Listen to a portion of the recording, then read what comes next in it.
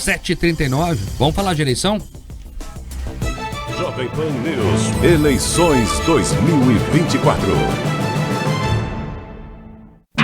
Hoje, as cerimônias de geração de mídias e preparação das urnas eletrônicas para o segundo turno no Paraná. É isso, essas cerimônias então iniciam hoje em Londrina e em Ponta Grossa e amanhã em Curitiba. Os procedimentos acontecem nos fóruns eleitorais dessas cidades que vão ter segundo turno. A geração de mídias é a gravação dos dados necessários nas mídias. É uma espécie de pendrive que tem lá dentro da urna eletrônica. Já a carga e lacração dos equipamentos é o processo de instalação dos dados gerados efetivamente nas urnas. As cerimônias acontecem na presença de representantes de partidos políticos, da OAB e também do Ministério Público. O segundo turno de eleições acontece no dia 27 de outubro. Até lá, representantes da Justiça Eleitoral pretendem convencer os eleitores que não participaram do primeiro turno a sair de casa para votar. O presidente do Tribunal Regional Eleitoral do Paraná, o desembargador Sigurd Roberto Bengtsson, inclusive fez um apelo para que a população participe da votação.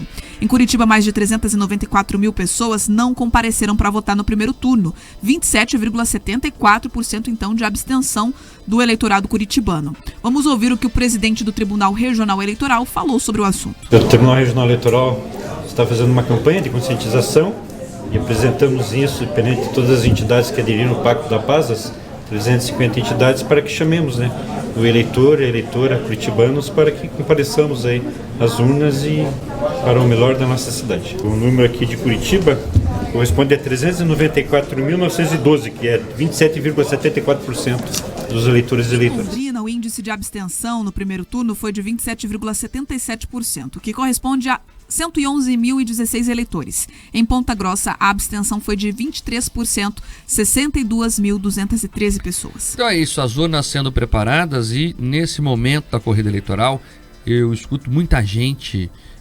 perguntando, muita gente acessando a gente pelas redes sociais perguntando sobre votos brancos e nulos, e há muita confusão sobre isso ainda.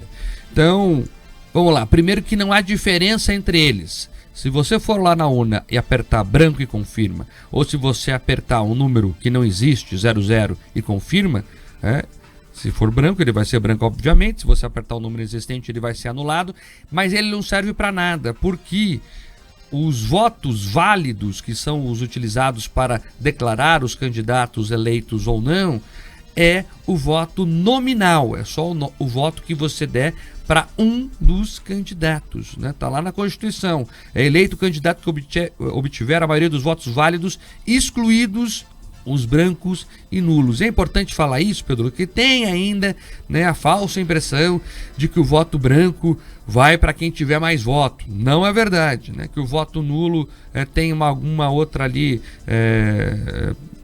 algum outro tipo de resultado que não a anulação. Então é importante dizer isso. Eu vejo alguns partidos até trazendo essa campanha do voto nulo e isso acaba confundindo um pouco as pessoas. Então, voto branco e voto nulo, eles são desconsiderados. É simples assim. Exatamente isso. O que você faz quando você anula o voto, quando você torna ele branco ou quando você não comparece, na prática você está simplesmente terceirizando, possibilitando que aquelas pessoas que efetivamente decidirem, elas sim serão as ouvidas. Enfim, existe uma ilusão e a gente tem que superar isso, de que a classe política vai olhar, nossa, nós tivemos ali somado brancos, nulos e não comparecimentos, mais de 1/3 da população, eles vão entender o recado. Não entendem nada, não entendem nada.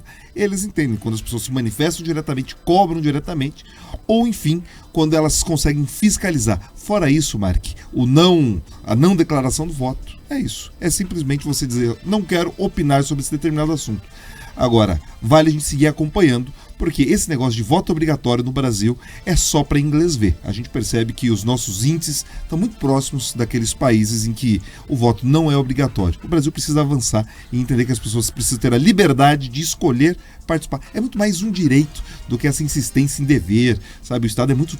Ele gosta de tutelar as pessoas aqui no país. O Estado trata as pessoas como burras, né? Você tem que ser obrigado a votar, senão você vai votar. Você tem que ser obrigado a guardar o seu dinheiro à força com o FGTS, senão você não vai economizar. Então o Estado tem que te ajudar.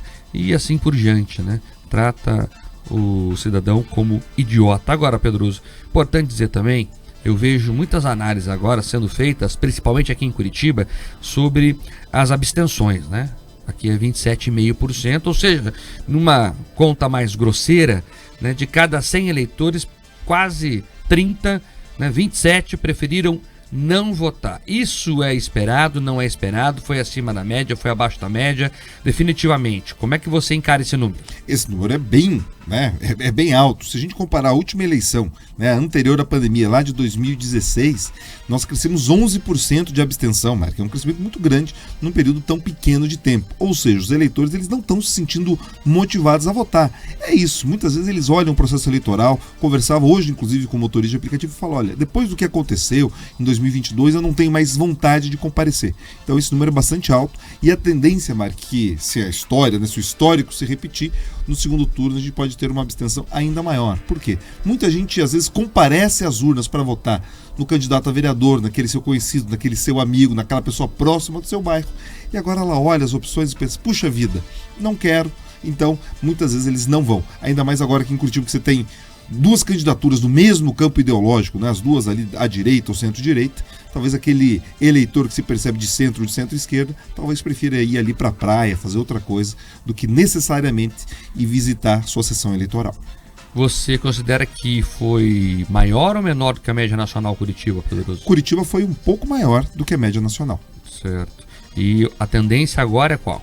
A tendência agora é aumentar, né? A gente agora tem um número reduzido, né, da média nacional, enfim, são menos cidades, mas a tendência é que a gente continue crescendo sim. Eu acredito que a gente vai ter algo perto dos 28, 29% de abstenção, Mark. É isso, é. Na verdade, o principal desafio das duas campanhas é justamente esse, levar mais gente para a urna, né? Que em tese, né, os times já estão delimitados, então sobram os votos ali dos outros candidatos, obviamente, né? Mas principalmente o voto que está escondido ali para um e para outro, dentre os que não foram votar. Agora 7h46. Repita. 7h46, rápido intervalo comercial na FM, a gente segue na live.